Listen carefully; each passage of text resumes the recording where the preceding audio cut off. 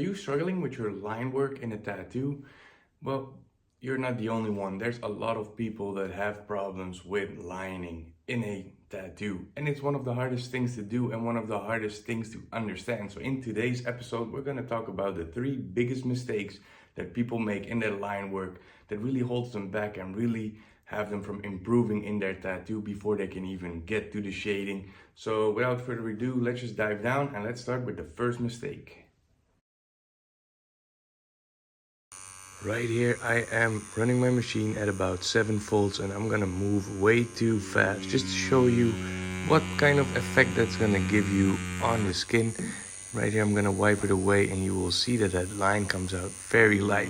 So what we wanna do is we're gonna wanna slow our hand speed down. So we're gonna move a little bit slower, actually a lot slower, in order to get that line in there nice and saturated. The saturation is the key. Now when you are moving slow and you do see that you are getting blowouts under the skin, either make sure you move a little bit faster or slow your machine down. Right here you can really see the difference between the two lines. I'm using a 11 round liner for this. So yeah, you can see the left one definitely not saturated at all. The one on the right is perfect. So like I said, never increase your machine speed. Rather, actually just slow it down. I'm going to show you cannot really put your machine too slow. We're going to move all the way down to 5.5 volts. And I'm going to show you can actually still pull a line with this.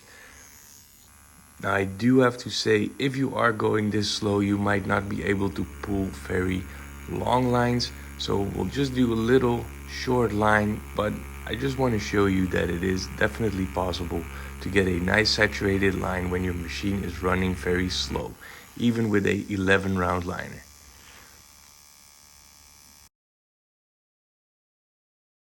Stretching is also one of the most misunderstood things.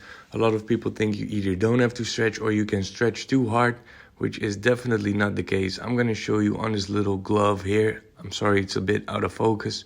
That stretching is actually really important. Here I pull a line on basically a glove that is not been stretched. It does work a little bit, but you know, when we blow it up, which would be kind of like stretching it, we're gonna pull a line right over top, which is gonna come out a lot cleaner. Now, even if we wiggle a little bit on the line, when we deflate the balloon, which is basically like letting go of your stretch, it won't show it as much as it is being showing now. So that's also a reason why you should always stretch. You can hide little wiggles and things in your line work. Depth is maybe one of the most important things. Now here we have the needle out pretty far and we are going to line. And controlling your depth like this is one of the hardest things, especially if you are a beginner and you have to think about the stretching and keeping your hand speed up. And then towards the end of your line, you're going in way too deep and you're either gonna scar your client, you're gonna create blowouts, you're gonna carve way too deep into the skin. So just, get your needle in a little bit. Get a nice and short needle sticking out of your tip and just work that tip and you will never be able to go too deep pretty much. And as long as you keep a good stretch, make sure you keep moving, don't go too fast, don't go too slow, you can basically not go wrong. So I would always suggest to bring your needle in a little bit, even though you do get a little bit more ink onto the skin. But as long as you wipe away from your stencil, this should never be a problem. And you can see it works wonderful right here. Another reason why you should do that is because then you don't have to worry too much about your angle. You can see we are running a very low angle right here, but the needle is into the needle tip very far, and you can almost not really dig under the skin, so it won't create too much of a hassle. Now here we have the needle out a little bit further. We're gonna keep the same angle, and I'm gonna show you that this is actually gonna give a lot of trouble because it's gonna start going sideways into the skin. It's gonna create all sorts of weird blowouts. You're gonna put ink in spots where you don't want it to go. And first, or most of all, is you're gonna really cut the skin. As you can see, it is, even on the practice skin, it cut that open straight away. Now, you don't wanna know what that does on real skin.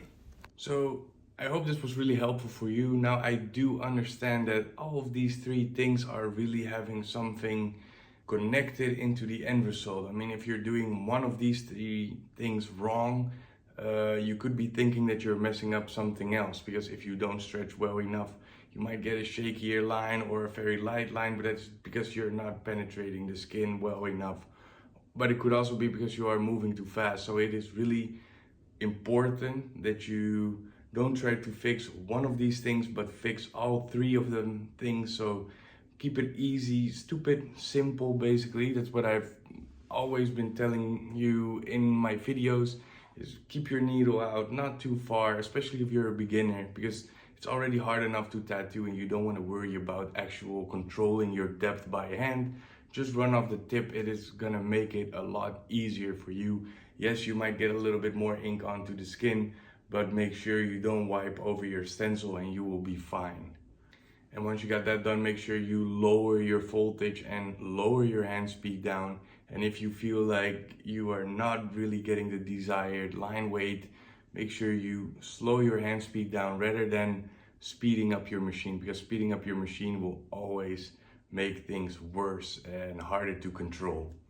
And of course, always get a good stretch. It is also a lot easier. It can hide some of the shakiness in your lines when you release the skin back. So make sure you keep a nice stretch. It's gonna make it a lot easier and a lot easier to visualize where that line is gonna be whenever you are tattooing. And it's also gonna make smaller bits in the tattoo just a lot easier to actually touch these lines in difficult spots. So always hard stretching, control your needle depth in the machine, and slow down. Slow down is the fast way to go.